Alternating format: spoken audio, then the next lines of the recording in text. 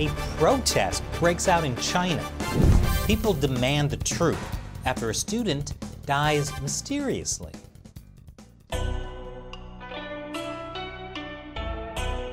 Welcome to China Uncensored, and I'm Chris Chappell. You don't see protests like this very often in mainland China. That's from the city of Chengdu.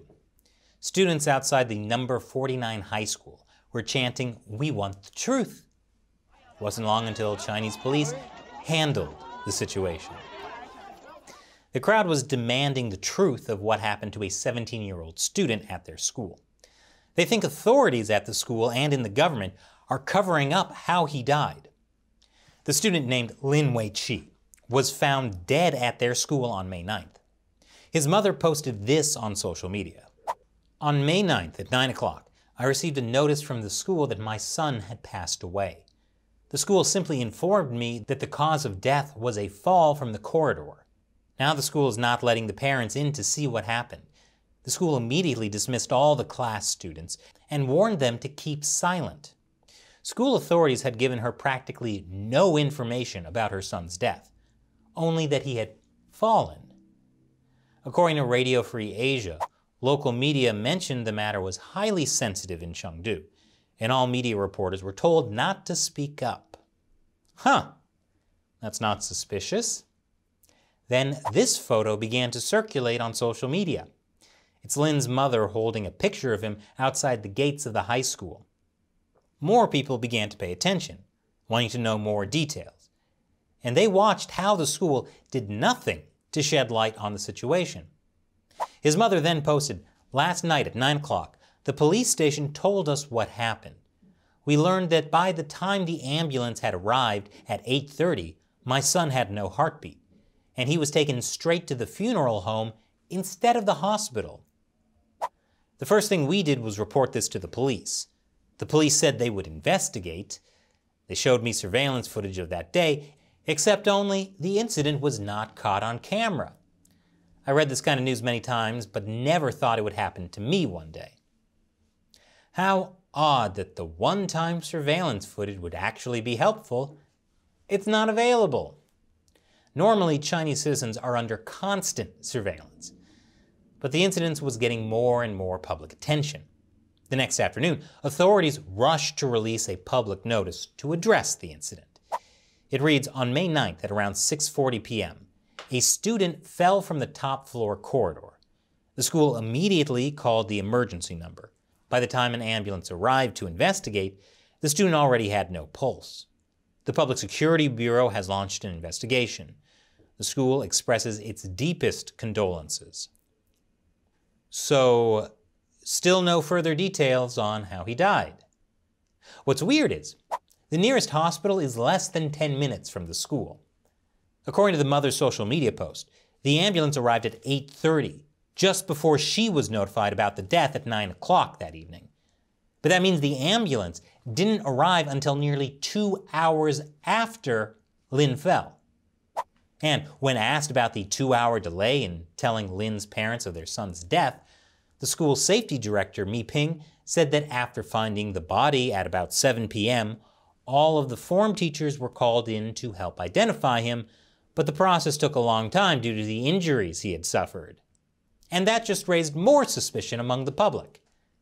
With so many missing details, rumors began to spread suggesting the student had been pushed off the building, or that teachers or students had bullied him into taking his own life.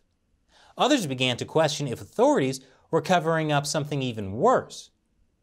Then early the next morning, the Chengdu Chenghua Education Branch issued a statement on Weibo attempting to dispel all the rumors. Lin died from a high fall according to the climbing traces, footprints, and fingerprints at the scene. It was determined to be a personal act. Criminal cases were excluded, and no corporal punishments or insults to students were found in the school. The student was not found to be bullied at school. The student committed suicide due to personal problems. Yes, he killed himself completely unprompted, even though no students ever bullied him and school authorities never punished him. It just happens, people. And that's why state media are not allowed to report on it.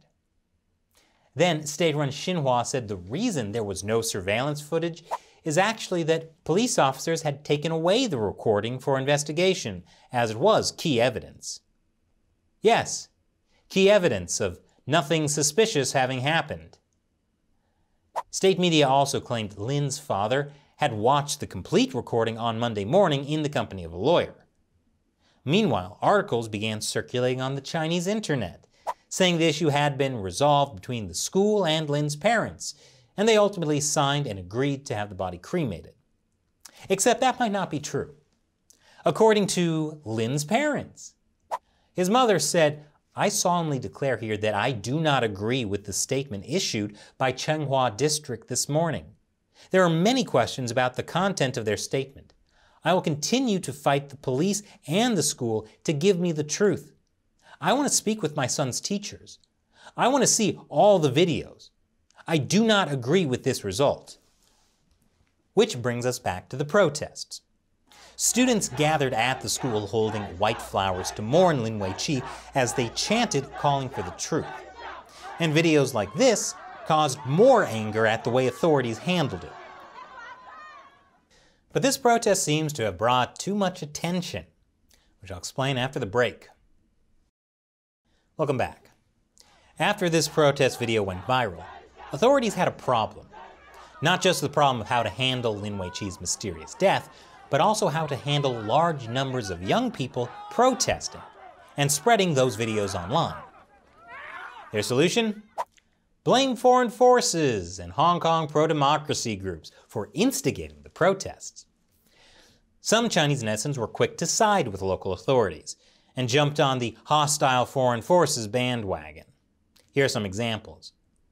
"Losers, quit the act. To think you flew all the way from Guangdong and Hong Kong with your broken Mandarin speech and cameras, wearing masks so no one will recognize who you are. You have some nerve to come to Chengdu and make a scene." Yeah, this guy thinks that Hong Kong protesters flew to Chengdu to make a scene. I can't take it anymore. Open your eyes, everyone. Don't fall into the trap of the foreign forces. Notice how their chanting seems staged. Not to mention everyone was able to hold flowers and cameras. There was even a girl who was assigned to cause a scene in the video. They obviously pushed the girl and made it seem like the police's fault, when they were actually trying to save her. It's too obvious. Everybody, wake up! Yeah, wake up, sheeple. Don't you realize communist authorities are the good guys? And then there's doxing. This post identifies a woman in the crowd and claims she's a friend of someone who worked at the local US consulate, the consulate that was closed down last year. And somehow she made $300 million from this?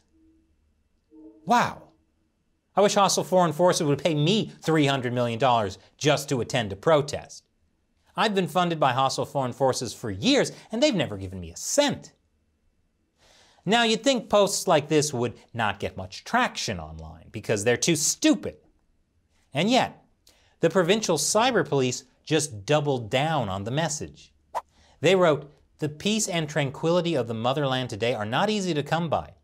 Generations of revolutionary martyrs exchanged their blood and lives for national independence, and generations of Chinese sons and daughters have used their youth and sweat to fight for prosperity and strength.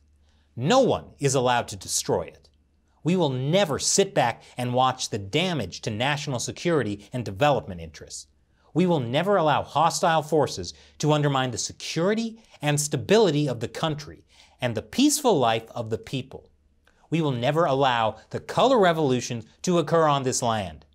Anyone who wants to carry out such a situation, try.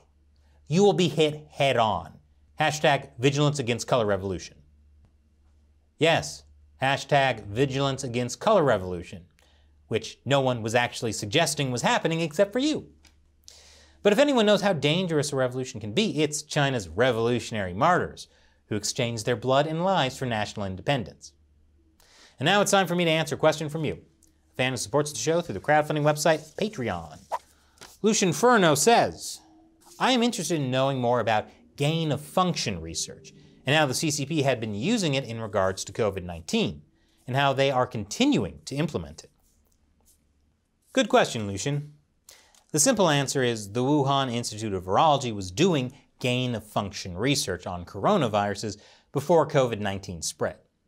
According to one of their funding proposals, gain-of-function meant scientists there were experimenting to see if they could make coronaviruses more contagious, and then use this knowledge in the future to help stop global pandemics. Hindsight, of course, is 2020. Thanks for your question. But speaking of, there's more and more consensus that the most likely origin of COVID-19 was an accidental lab leak from Wuhan. So if you'd like us to do an episode about that, leave your comments below, and we just might do it for you. It will get demonetized by YouTube, which is why your support on Patreon is so important. Go to patreon.com/ChinaUncensored to learn more. The link is below. I'm Chris Chappell. Thanks for watching.